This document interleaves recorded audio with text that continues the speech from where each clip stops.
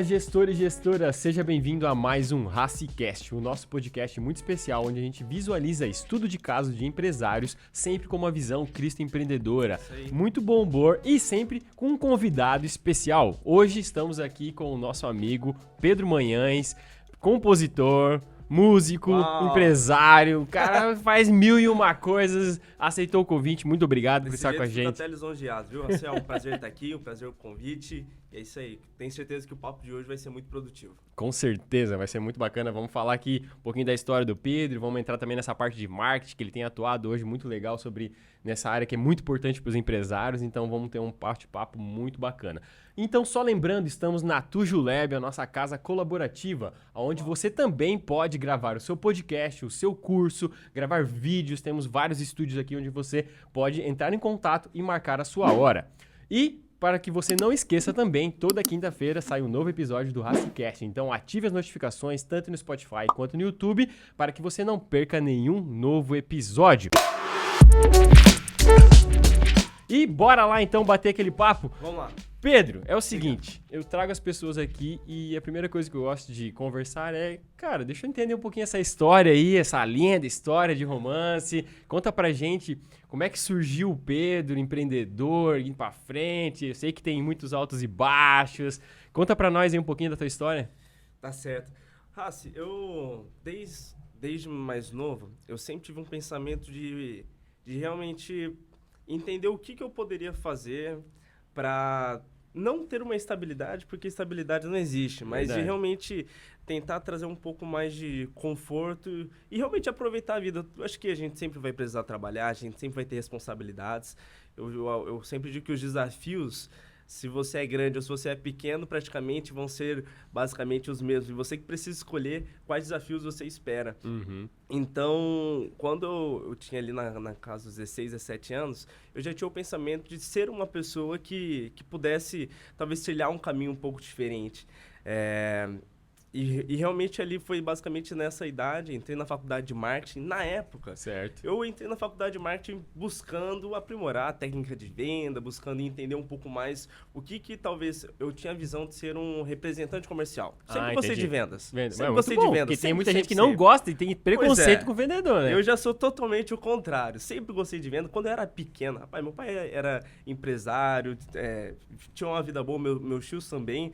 E eu e o meu primo, a gente saía com geladinho, a gente fazia geladinho e saía na rua pra vender. Sacolé, pra quem não conhece. Sacolé, Mas enfim, pra ganhar 25 centavos no geladinho. Ganhar não, né? Vender por 25 centavos. O quanto que a gente tava ganhando, acho que eu nem sabia que a gente tava ganhando nisso. Mas eu já tinha esse pensamento, eu gostava, eu sempre gostei de vendas. Eu sou apaixonado pela parte das vendas. E conforme fui ali criança, né, foi tendo experiência, meu pai depois comprou um pet shop e eu ficava na frente com os cachorros e tentando vender. Enfim, eu era uma criança, mas na minha cabeça eu estava fazendo um grande trabalho ali para a empresa, faturando. E eu acho que isso, de certa forma, ajudou a realmente ter esse pensamento de conseguir fazer dinheiro. Uhum. Fazer dinheiro. Não esperar ganhar dinheiro, não esperar... eu tenho a tristeza de dizer que eu nunca ganhei mesada, então eu sempre tive que fazer o meu dinheiro, né? Eu lembro, pra você ter uma noção, não façam isso em casa, crianças, por favor. Às vezes no colégio, quando via um circo pra cidade, eles traziam os ingressos gratuitos, né? Sim. E deixavam nos colégios e tal. Eu pegava esses ingressos, Saía pegava vendendo dos meus colegas, enfim, e depois voltava pra casa vendendo ingresso gratuito. Pra você ter noção do nível da coisa. Acho que eu poderia trazer mais alguns exemplos para finalizar esses exemplos assim da juventude, né? O que eu já fui capaz de fazer. Você conhece muito bem o Zé, né, da nossa igreja. Sim. Hoje pastor José ali em Itapema. Mas quando ele chegou aqui na nossa região, ele também começou ele precisava de uma fonte alternativa de renda. Essa história. E eles fizeram a trufaria, né? As trufas, enfim. E na época, foi bem no comecinho, né? A primeira experiência que ele teve foi, inclusive, fazendo uma certa quantidade para levar para um evento da igreja. E, enfim, ele falou, Pedro, se você puder me ajudar, eu estou fazendo essas trufas e eu preciso vender e tal. E eu comecei a levar para o colégio para vender as benditas trufas, né? Para ajudar ele, para tirar um troquinho também. E assim a gente foi trabalhando. Cara, eu cheguei a vender 1000 trufas por mês. Nossa. 1000 trufas por mês. Vender trufa, Eu hein? vendia Então mais... tava comendo, Eu né? vendi mais que o Zé. Eu vendia mais que o Zé na época. E eu vendia tudo isso no colégio. E isso me trouxe alguns problemas, né? Chegou um ponto onde a Subsecretaria de Educação fez um comunicado para a diretora falando que se não parasse o comércio legal dentro do colégio... Gente, para quem conhece o João Goulart, pode se vender tudo lá dentro. Tudo.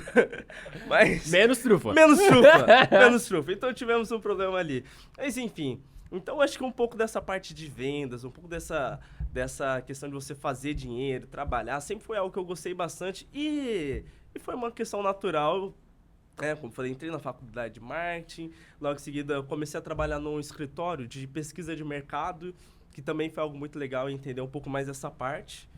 E chegou um ponto ali onde o meu pai recebeu uma proposta para terceirizar o estacionamento de uma rede de hotéis. Certo, entendi. Que é uma história, inclusive, muito legal. Ele era garagista, nesse hotel foi garagista por 5 anos, tinha sempre esse sonho de terceirizar, e chegou um momento que ele abriu outros estacionamentos, enfim, cresceu, até que o hotel chamou ele para essa parte.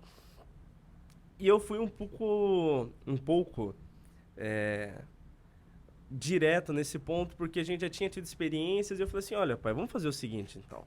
Se você quer um negócio, eu posso até criar o projeto para você. Porém, para eu administrar o negócio. Para eu ser o gestor total do negócio. Na época, eu ganhava um salário mínimo. Estava na faculdade de marketing. E eu comecei a desenhar um projeto que o custo anual dele era R$500 mil. Então...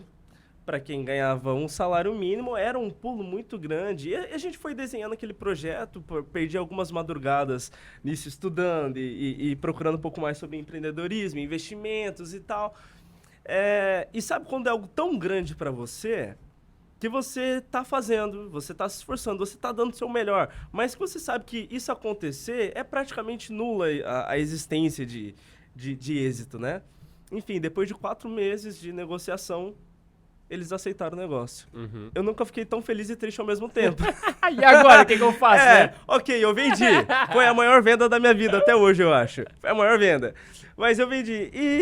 E daí, praticamente do dia pra noite ali, eu tinha um prazo muito pequeno pra conseguir fazer girar aquele negócio.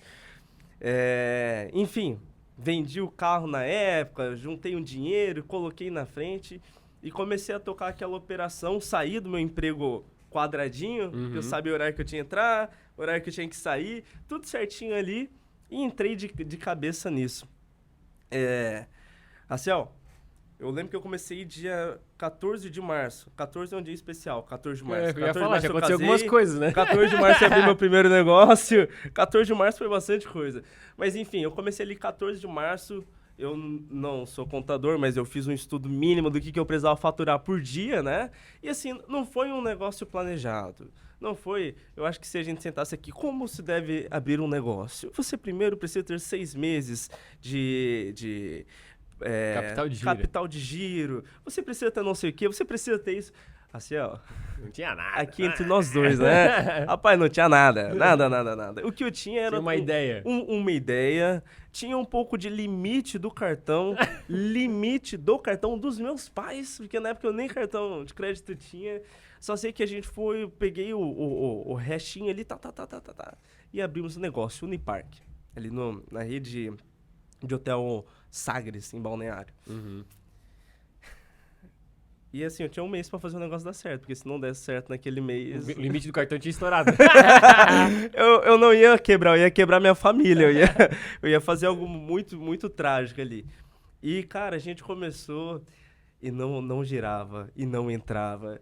E eu entrava às 7 da manhã, saía às 11 da noite, chegava em casa e eu não conseguia dormir, porque não tava entrando dinheiro, não tava dando certo. E ali foi um momento muito desesperador. E para mim foi talvez um dos momentos mais importantes da minha vida, que foi onde eu entendi que as coisas,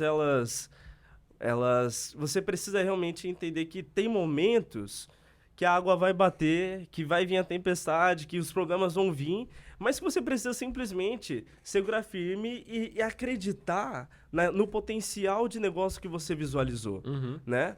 E para resumir a história, e talvez pra gente ir pra segunda parte, né? Chegou naquele final de mês, onde eu tinha que pagar o aluguel, eu precisei de R$ 150 emprestado da minha namorada, até então, que hoje é minha esposa, para pagar aquele negócio. Foi um sufoco, um sufoco. Nos meses seguintes ali, graças a Deus, o negócio deu certo, o negócio rendeu, paguei meu casamento, paguei um monte de coisa, e foi onde eu entendi. Eu acho que, independente se hoje eu sou publicitário, independente da minha função, eu sempre vou trabalhar com vendas, eu sempre vou Com ver certeza. negócio, eu sempre vou entender que, como eu falei, independente do ramo, negócio é negócio. E, como eu falei, acho que foi a maior venda que eu fiz. Mas e é engraçado porque vendas a gente é constantemente, né? Independente se é dono de empresa, se tu é um vendedor mesmo, ou se tu é um funcionário, Sim. na pior das hipóteses, tu tem que se vender. Tem que se vender. Né? Então, é uma das coisas que as pessoas dificilmente aprendem, é como se vender, é como vender alguma coisa, e tem às vezes tem até um desprezo por essa expressão, por essa palavra. E é por isso que muitos deles não progridem, não crescem, porque não sabe ter essa visão de comercial, de ir pra frente, né? Aquilo que a gente estava conversando, as maiores empresas hoje não são aquelas que talvez fornecem o melhor serviço, Não. né? Não são que têm o melhor produto, mas são as que mais sabem vender. Tem a melhor distribuição, são as que melhor conseguem se distribuir. Isso é marketing, né? Não queria falar nada. Mas é isso aí. Muito show. E aí teve essa empresa por um tempo, depois, hoje não tem mais. Hoje eu não tenho mais. O que aconteceu com essa empresa? Eu fiz um contrato ali anual, um contrato bom, e peguei os piores meses, né? Ali março, abril. A baixa temporada. Quando chegou em junho, eu já tinha em caixa o valor de 4 meses em segurança, né? Assim, todos os custos que eu teria nos próximos 4 meses eu já tinha em caixa. Então ali eu já estava melhor, já estava bem mais tranquilo. O sono em dia, já estava um pouco mais tranquilo. Quando chegou julho, foi uma loucura, muito positiva, porque, querendo ou não, é um mês de alta, é um mês que a cidade gira muito férias, bem. Né? E ali foi realmente onde o negócio financeiramente deslanchou e muito. Montei uma boa equipe. Quando chegou em agosto, que seria o momento onde eu iria assumir os outros estacionamentos da rede, me chamaram para uma conversa e falaram assim, olha, infelizmente a gente vai ter que rescindir o contrato. Eu falei, opa, ok. E ela falou assim, pode ficar tranquilo, todos os custos, todas as multas, nós que vamos pagar, você não vai ter custo nenhum e tal. Eu falei, bom, então pelo menos o problema não foi meu, né? Porque para isentar de multa, sim. A gente sabe que não é assim que funciona. Eu falei, ok, tá bom. E qual que foi a situação? Não, a situação é que tivemos reclamações. Falei, ok, nós atendemos 3 mil clientes nesse mês. Qual que foi a porcentagem de reclamação para que a gente possa trabalhar o caso? Não, nós tivemos e tal, e foi isso, mas pode ficar tranquilo. Todos os custos, a reforma que você fez, nós que vamos pagar, nós vamos pagar a multa de rescisão no contrato, nós vamos isso, a gente só realmente precisa que você saia. Para encurtar a história, contrataram 2 membros da minha equipe. E eles internalizaram o negócio. Te puxaram o tapete, Pode-se dizer que me puxaram o tapete, mas Deus sabe o que faz, né? Isso foi que ano? Foi 2019. Eu saí de lá em agosto. Você lembra o que aconteceu no começo do ano de 2020? Pandemia, né? É verdade. A pandemia, né? E mudou bastante. E então, o aluguel ia ficar lá e ia ter que pagar, né? Deus sabe de todas as coisas. Isso daí não tem o que explique. Mas, enfim, então, foi o pior momento da minha vida. Foi o pior momento da minha vida ali, porque quando você está alcançando um faturamento maior, você já começa também a viver, a sonhar, a vislumbrar isso. Você pensa, eu ganhei tanto mês passado, eu ganhei tanto hoje, eu sei qual que é a previsão, temporada, enfim. Então você começa a ter uma visão um pouco maior de futuro. Começa a projetar, né? Outras coisas, né? E eu sempre fui, acho que vendedor e sonhador são os meus maiores adjetivos. Cara, pensa um cara que sonha, pensa um que cara diga a Natasha, né? Nossa, meu Deus. Pensa um cara que sonha. Então, assim, eu vivo muito além daquilo que está acontecendo hoje. A minha cabeça, ela tá sempre muito no futuro, desenhando projetos impossíveis e a gente vai, dia após dia, tentando construir aquele degrauzinho para chegar onde a gente um dia almejou.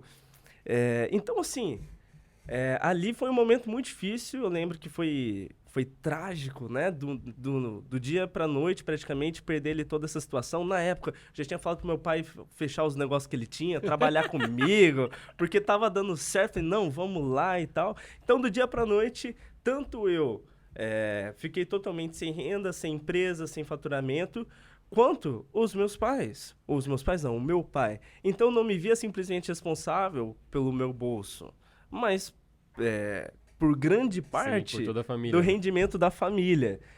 Então eu falei, opa, agora a situação está um pouco mais séria. Então, para continuar a história, já que a gente está aqui, eu lembro que na época, como começou ali a temporada, eu falei, não, a gente precisa girar alguma coisa. Não vamos abrir uma empresa de uma hora para outra, não vamos tomar um passo assim. E recorremos ao Uber. Uhum. Recorremos ao Uber. E na época eu aluguei um carro para o meu pai, eu aluguei um carro para mim e a gente começou a trabalhar na Uber. Logo em seguida foi a eleição para o Conselho Tutelar, né?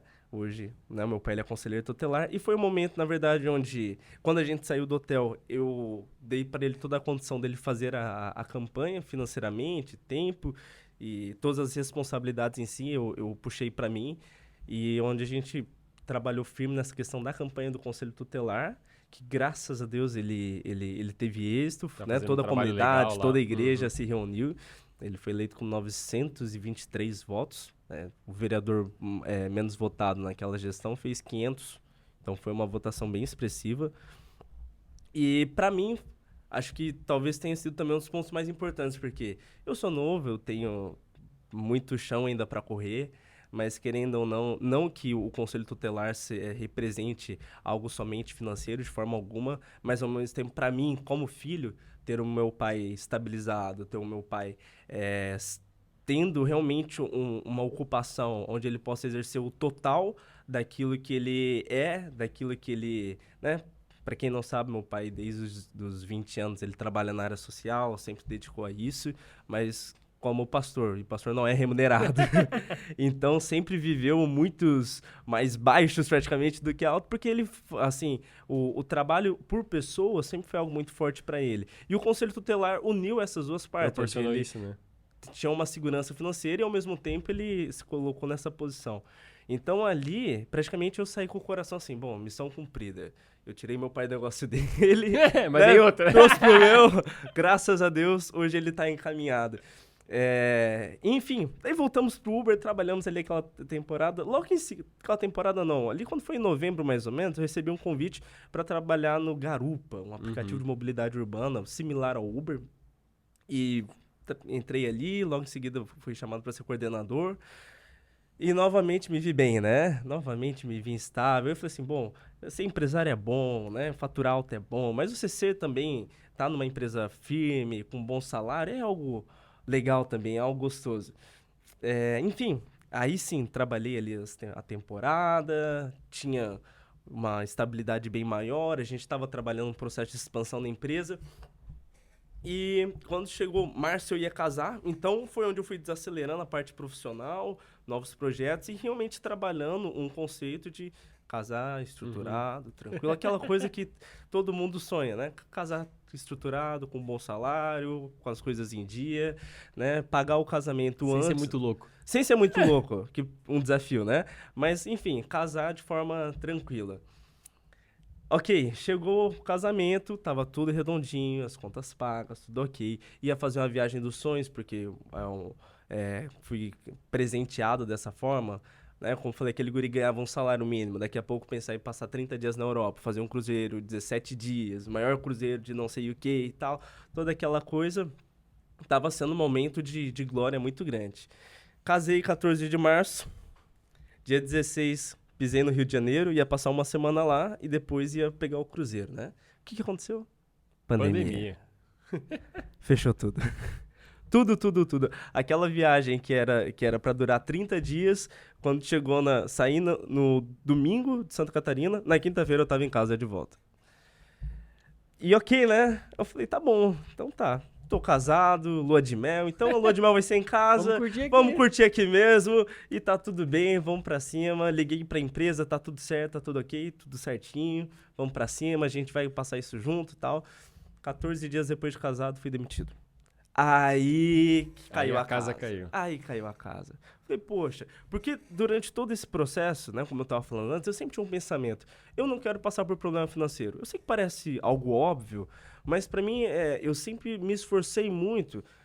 Não que eu gostaria de ter outros problemas, mas problema financeiro foi uma coisa que eu entendi assim, eu vou estudar mais, eu vou trabalhar mais, eu vou me dedicar mais. Boa parte é organização, né? Boa parte é organização. Então, justamente isso. Talvez eu até me arrisque um pouco mais agora novo, mas eu não quero passar por problema financeiro. Não quero passar por problema financeiro. Então, eu estou disposto a fazer tudo que for necessário para não passar por isso. E quando eu me vi, depois de casado, 14 dias, sendo demitido, talvez na maior crise do século até então, né? Aqueles primeiros dias, eu falei, cara, eu não acredito que isso está acontecendo. Eu não acredito, não acredito. E eu lembro que foi muito difícil, né? Daí, novamente, ficar sem dormir, todo aquele processo. Eu falei, poxa vida. Mas tá bom, o que eu posso fazer agora? Nenhuma empresa estava contratando. A única coisa que tinha de Uber, né? Lembrando que há pouco tempo atrás eu tinha feito Uber. Estavam Uber só tava levando. tendo, né? Porque Estavam ninguém tava na levando rua. frango, né? Porque era só delivery. Então eu falei, Verdade. não vou pegar um carro para levar isso. Falei, ok, agora a situação apertou. Eu lembro que na época eu comecei a prestar assessoria na parte de marketing, mais especificamente até para o restaurante do grupo que eu trabalhava. E fiz um certo. Voltei até um faturamento, saí do zero e voltei para um X. E eu vi que nessa parte de consultoria eu poderia ter um certo know-how para trabalhar, por conta da faculdade, por conta da visão de negócios. E assim foi crescendo. Até o momento onde surgiu a oportunidade de uma pessoa próxima, ela falou: olha, eu preciso de alguém que faça o marketing da minha empresa. Aí eu falei, quando eu entrei na faculdade de marketing, eu pulei essa parte. Eu falei assim, eu vou fazer tudo, menos trabalhar em agência. Eu vou fazer a faculdade de marketing para aumentar minha noção comercial, para conseguir trabalhar talvez uma empresa própria, mas eu nunca vou trabalhar em agência. Eu tinha uma Aversão. aversão à agência. Eu falei, não acredito nisso. Virei uma agência. Não acredito nisso. Aí eu comecei a conversar com aquele empresário. Ele, eu tô passando por isso, por aquilo, assim e tal. Falei, tá, mas você já experimentou fazer isso? Você já aplica isso no seu negócio? Porque eram coisas simples, não eram coisas complexas. Eu não resolvi eu não inventei a inventou a roda. roda. Não, de jeito nenhum, de jeito nenhum. Eu falei, mas você já faz isso? Ele, não. Eu falei, mas você não trabalhava com tal agência? Sim. Eu falei, então alguma coisa está muito errado nisso. E daí ali, enfim, fiz uma proposta no mesmo valor que a antiga agência trabalhava. Falei, então a gente vai fechar nisso. Cara, e ali daí, enfim, a gente fez uma promoção. Na época era uma donateria, né? Ele vendia o donuts dele a R$7. E quando ele queria fazer uma grande promoção, para não perder a margem, ele ofereceu o donuts a R$5. Perfeito. Então, preço padrão 7, preço promocional 5. Falei, vamos fazer o seguinte, vamos vender donuts a R$1?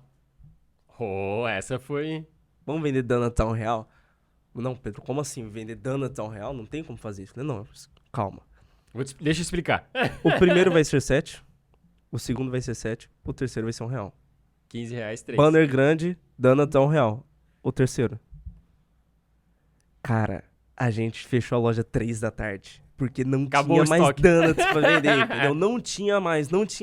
Falou, Pedro, mas no final das contas vai ser R$5. É a mesma coisa que eu pratico hoje. Eu falei, exatamente. Só que a apresentação disso, a abordagem, você vai despertar um sentido completamente diferente, porque quem é que não quer comprar um donuts a R$1? Isso daí com certeza vai mexer. E deu muito certo. Então eu lembro que a gente aumentou o faturamento dele de uma forma muito rápida, porque é comida, então são ações ali que você consegue... Gira rápido, né? Gira rápido, né? É diferente, por exemplo, hoje nós atendemos a Luxul, que é uma empresa, é uma mega empresa de produção de embalagens.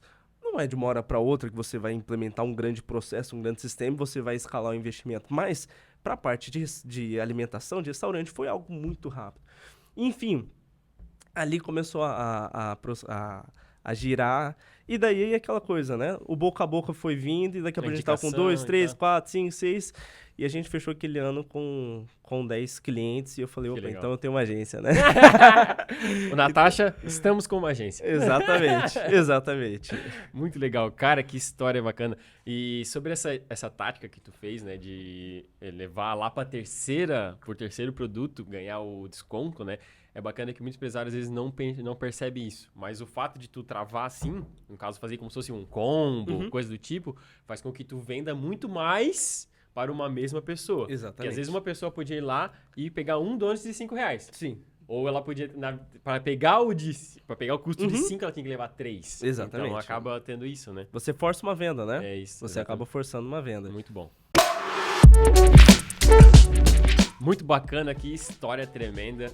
E com certeza já falasse alguns, né, acertos e erros aí dessa meia trajetória, mas deixa eu te fazer uma pergunta bem direta. Diga. Nessa tua história aí, teve algum erro que você teve que te trouxe um grande ensinamento? Conta pra gente qual foi o maior erro que você cometeu que trouxe um ensinamento legal aí pra gente. E teve vários, né? Teve vários, mas... Teve um que acho que foi um erro histórico, assim, mais forte. Quando eu trabalhava na empresa de pesquisa de mercado, né? Eu estava ali trabalhando na empresa e estudando, formulando o projeto para apresentar para o hotel. Então foram 4 meses ali que eu estava de corpo presente na empresa e com a mentalidade lá na frente, né? Mas mesmo assim, eu me forcei e falei, não, eu não posso deixar a empresa, eu não posso sair com essa marca. Então, eu fiz um compromisso comigo mesmo na época tinha um ranking, de ser o número 1 ali, justamente para conseguir sair e falar, não, eu fiz a minha parte, eu fiz o que tinha que fazer e graças a Deus eu consegui sair com honra nesse sentido. Mas, nesse processo, falei para você que eu vendi meu carro, certo? Vendi meu carro, eu já estava em processo ali na empresa dizendo que eu ia sair, já estava tudo certo, não estava cumprindo um aviso de 30 dias, mas eles já estavam avisados da situação, que a qualquer momento ali eu poderia precisar sair da empresa. E nesse processo, meu pai, eu era novo, né, assim, todo o negócio praticamente foi feito na assinatura do meu pai. Meu pai falou, olha, Pedro, eu tô indo no banco, tô indo fazer o primeiro pagamento, eu tô indo assinar o contrato. E é isso, então assim, pode já deixar o pessoal avisado aí, porque eu tô indo no banco só fazer assinatura. Momento mágico da vida, né? Falei, opa, então é agora. 4 meses de negociação, finalmente deu certo, um monte de planilha e tal.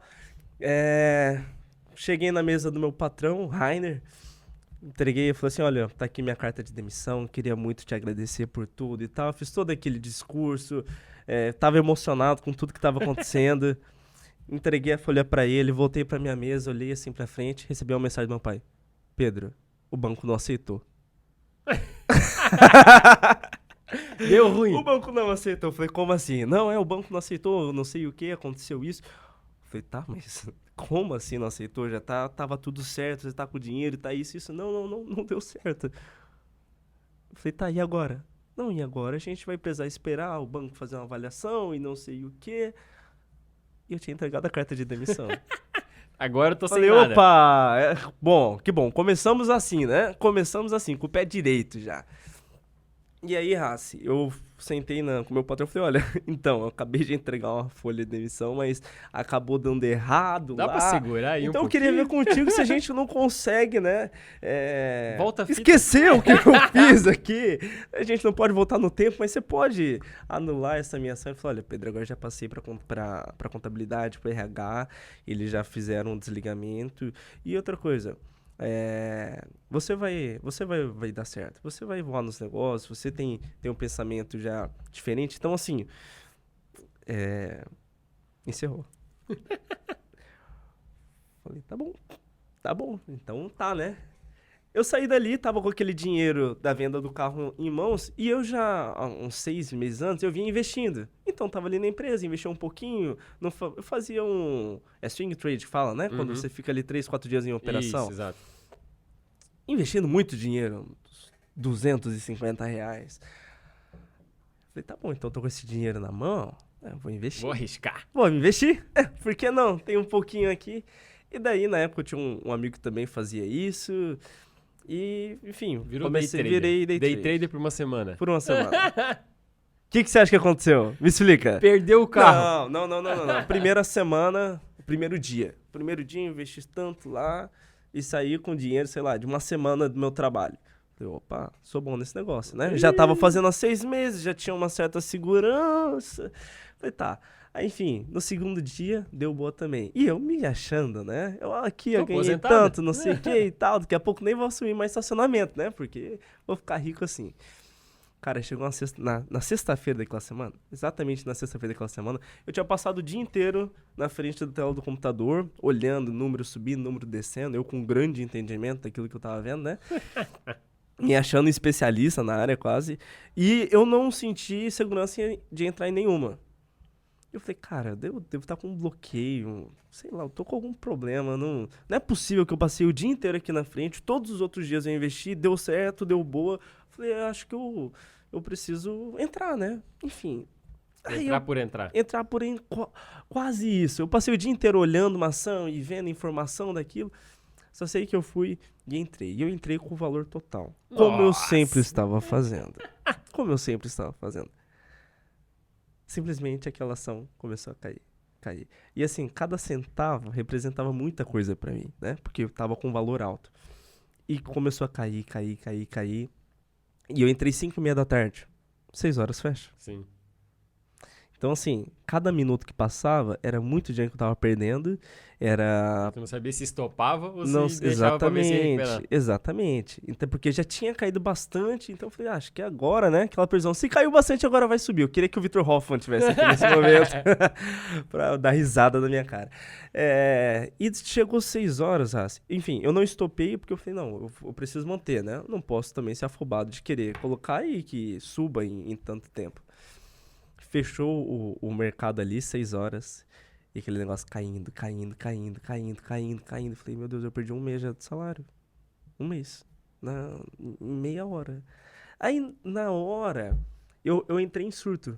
Eu entrei em surto, colocava assim na minha cabeça e falei, meu Deus do céu, olha a besteira que eu fiz, olha o tamanho do problema que eu gerei sem nenhuma necessidade. Isso, aí na hora, né, assim, eu já fazia isso há 6 meses, estava ali a semana fazendo de forma irresponsável. Pode-se dizer que sim, com toda certeza, pela situação, mas eu tava fazendo há 6 meses e tava dando certo, né? E daí, ali... A sorte é uma coisa boa. A sorte é uma coisa boa. O azar é muito ruim. Mas uma hora a conta cobra, né? Mas enfim, aí na hora eu comecei a me massacrar com tudo aquilo que estava acontecendo, até porque eu precisava daquele dinheiro cheio. Tava contando, né? Pra iniciar o negócio. Precisava daquele dinheiro cheio. E daí nisso eu lembro que eu entrei em surto, liguei pra Natasha, a Natasha estava saindo do trabalho, era 6 horas, falei, olha, eu Perdi o carro. Eu entrei em problemas. E daí lembro que ela, enfim, tava chegando, a gente conversou, ela falou, olha, não, fica tranquilo. Falei, não, você não tá entendendo, eu perdi um valor do meu salário aqui, eu não sei o que vai acontecer daqui a pouco, esse negócio pode derreter, vai saber se eu peguei a pior ação da história, né, o pior momento.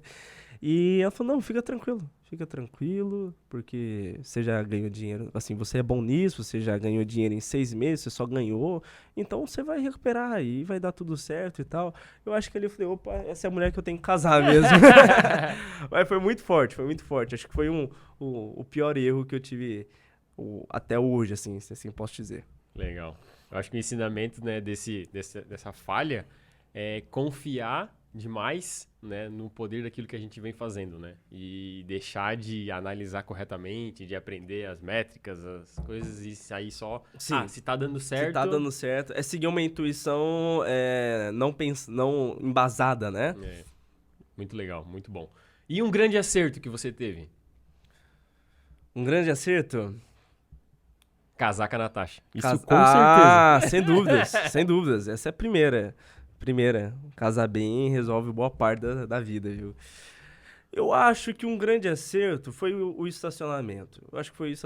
Porque, querendo ou não, aquilo, né? Você confiar demais na sua intuição é um passo ousado e você tá andando numa linha muito tênue. Uhum. Mas, ao mesmo tempo, foi o que me fez realmente pensar à frente. Como eu falei, antes eu ganhava um salário mínimo. Em pouco tempo eu estava ganhando 50 mil por mês, faturando 50 mil por mês, com uma margem muito boa, com bastante tempo, com um caixa alto, né, para aquilo que eu faturava. Então, querendo ou não, foi onde eu pensei, opa, Eu tenho capacidade para isso. Sim. Eu tenho realmente visão, eu tenho entendimento para alcançar Legal. voos maiores. E como eu falei, sempre fui muito sonhador, né? E então, assim, você sonhar e realizar, cara, Te trouxe uma nossa, confiança ali. trouxe uma autoconfiança muito grande. E assim, hoje eu vejo, não tem nada mais gostoso que você sonhar e realizar. Poxa, eu pensava assim, por exemplo, os meus pais até pouco tempo atrás não tinham casa própria, os meus sogros não tinham. Então ter a casa própria era uma coisa muito distante, muito, muito longe. Com 21 anos eu comprei 2 apartamentos. Para algumas pessoas isso pode não ser nada e, enfim, pode ser algo normal, mas para mim isso foi uma conquista Sim. muito grande. E como eu falei, não é simplesmente o fato, comprou ali 2 imóveis. Não, eu acho que foi o que representou isso para mim.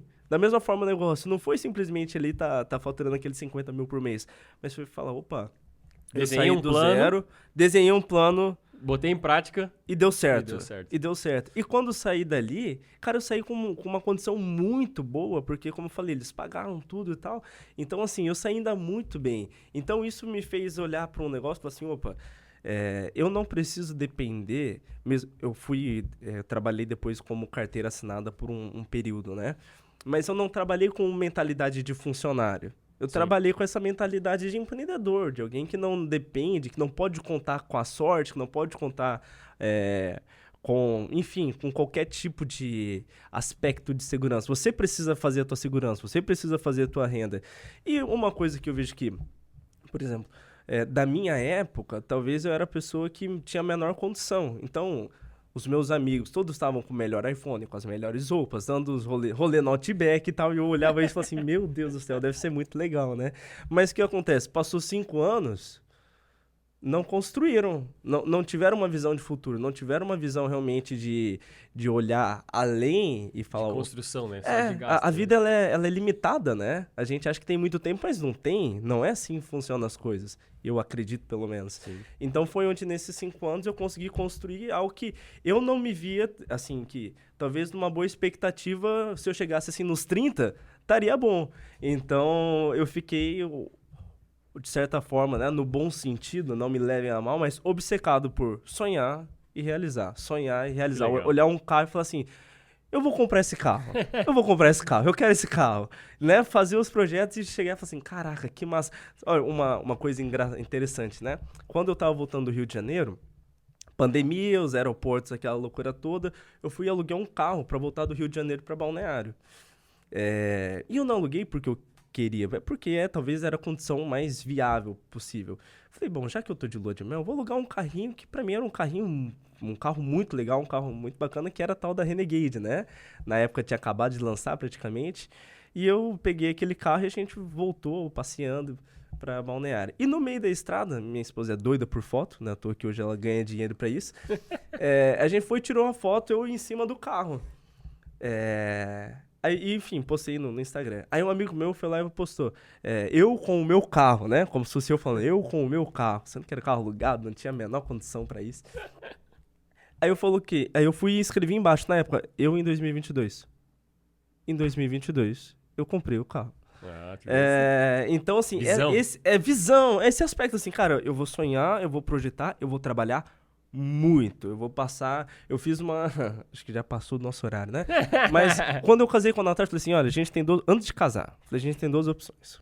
Ou a gente segue uma vida padrão, ou seja, eu vou procurar um emprego estável, eu vou trabalhar nesse emprego, a gente vai progredindo e tal, vai passar tanto tempo, daí a gente vai conquistar uma coisa, a gente vai fazer uma boa reserva, e a gente vai trilhar de uma forma ponderada, tranquila, ou a gente vai fazer o skin in the game total. A gente vai arriscar, a gente vai buscar novas oportunidades, a gente vai... Aproveitar que somos novos e aproveitar tentar que somos novos. construir. Aproveitar que somos novos. E daí, de certa forma, eu fiz um plano. Falei, bom, eu sei que para eu me tornar especialista em algo, eu preciso de tempo para isso. Eu posso, enfim, pegar 3 anos da minha vida e me debruçar em todos os livros que eu não vou ter a mesma experiência de alguém que está há 10 anos na área. Então, eu escolhi o marketing. Eu falei, eu vou escolher o marketing para disso ser realmente a minha plataforma. Não é que eu não possa ter outros negócios, mas essa vai ser a minha base, vai ser a minha plataforma.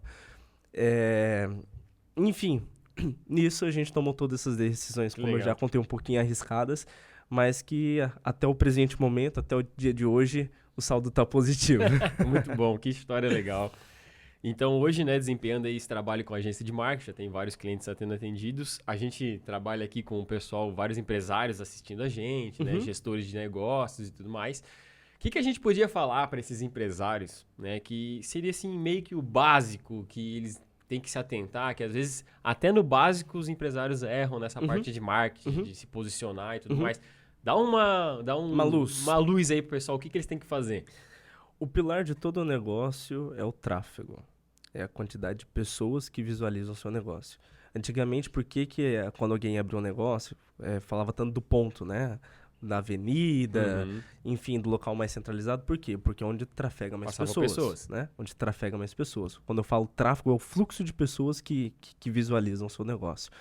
E antigamente, o único ponto de você gerar esse tráfego era a localização. Exato. Não tinha uma outra forma. Estando na rua principal... Pronto, era ali você já estava garantido. Hoje já não funciona mais assim. Por que hoje o aluguel num shopping custa 30 mil? E às vezes o mesmo espaço, num lugar bem localizado, você vai pagar 7?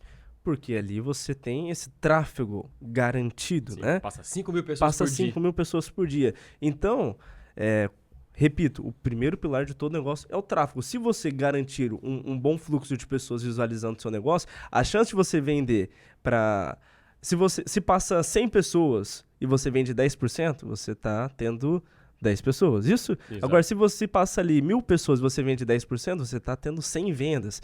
Então, isso impacta diretamente no negócio. Não tem como dizer que não. Ah, Pedro, mas a qualidade é importante. Com certeza. Sem dúvidas. Mas se você vender 20% para 100 pessoas, você está vendendo 20. Se você vender 10% para 1.000, você está vendendo 100. Infelizmente, às vezes, quando o empresário cria um negócio, ele coloca uma pessoalidade muito grande, ele é muito sentimental e acaba não sendo pragmático em alguns aspectos. Então, com o marketing hoje, para você ter uma ideia, Raciel, com R$6 você consegue alcançar 1.000 pessoas. Nossa, através das redes sociais. Com R$6, através do Facebook e do Instagram. Então, você sabe que você está alcançando pessoas... É mais barato que um milheiro de panfleto, né? Olha, até onde eu sei, o milheiro do panfleto tá R$80. Mas ele não vai sair sozinho, né? O milheiro, ele não vai... Tem que pagar alguém para lá botar, Você precisa né? pagar alguém. Então, vamos fazer uma conta simples, assim, ó. Vamos pensar que você vai pagar R$1.500 por um panfleteiro, para ficar 30 dias ali. Para ficar 30 dias, você precisa o quê? 2.000 panfletos por dia? Vamos lá, vamos fazer 2.000 por dia. Então tá, lá por 20, para ficar mais fácil a conta, a gente tá falando de 40 mil panfletos, isso? Isso. 40 vezes 70 dá R$2.800? Isso. R$2.800 mais 1.500, para facilitar a conta ali, a gente tá falando de R$4.300. R$4.300. Com R$4.300, meu amigo, hoje a Domino's em Balneário, que são meus clientes, a gente tá investindo em torno de R$2.000. O alcance com R$2.000 hoje, a gente consegue ter 1 milhão de anúncios visualizados. Como a região de Balneário é uma região pequena, são em torno de 150 mil ou 180 mil pessoas alcançadas. Ou seja, cada pessoa visualiza os nossos anúncios pelo menos 5 vezes.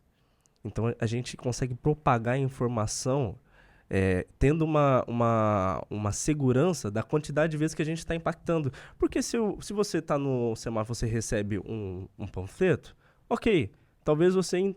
Se você estiver muito focado na hora, se você estiver num momento muito bom, você vai olhar e falar assim, opa, tal empresa existe. Agora, se você recebe todos os dias, é impossível você não ter uma lembrança de marca. Sim. E o que isso gera? Gera tráfego, gera fluxo. Então, eu vejo que se eu pudesse dar uma dica hoje, é isso. Não conte simplesmente com a indicação, não conte simplesmente com a sorte da pessoa falar assim, nossa, eu preciso de tal serviço e eu encontrei essa fachada, ou enfim, não conte com a sorte, faça a sorte acontecer, né? Faça realmente você ser a primeira opção do seu possível cliente. Muito legal, que ensinamento bacana que é prático, né?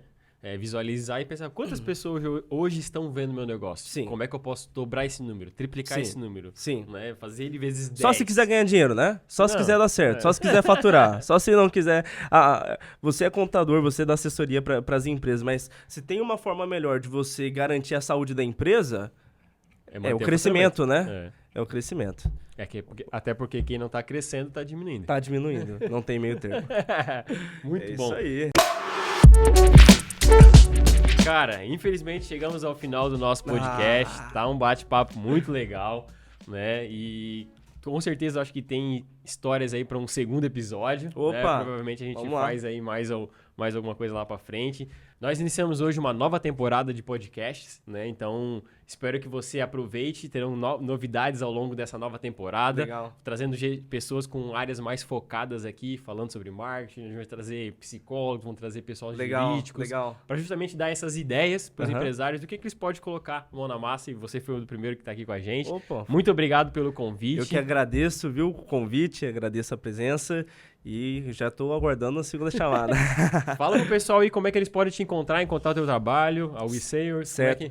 Pessoal, quem quiser encontrar, pode procurar por We Are Sailors no Instagram, tá? Se você procurar no Google também, a agência Sailors vai ser a primeira que você vai encontrar. E se você tem interesse em aumentar os seus faturamentos, aumentar a sua perspectiva de ganho para esse próximo ano, entender como você consegue transformar os seus clientes em verdadeiros fãs, a gente pode estar conversando melhor. Raciel, obrigado pela oportunidade, viu? Eu que agradeço. Muito obrigado, Pedro.